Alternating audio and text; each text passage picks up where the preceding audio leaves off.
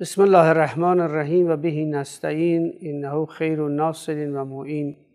امروز در آستانه 76مین سالگرد استقلال جمهوری اسلامی پاکستان قرار داریم.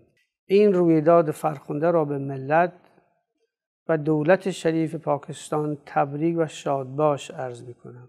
ایران اولین کشوری بود که در سال 1947 پاکستان را به رسمیت شناخت و با این کشور روابط دیپلماتیک برقرار کرد.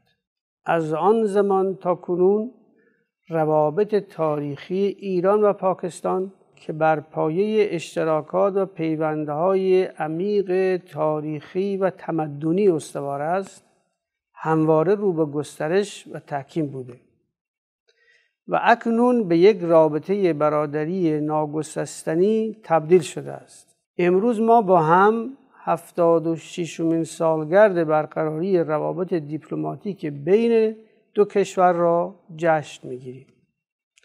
برای پاکستان امنیت، وحدت، ثبات، رفاه و سعادت روزافزون آرزومندم.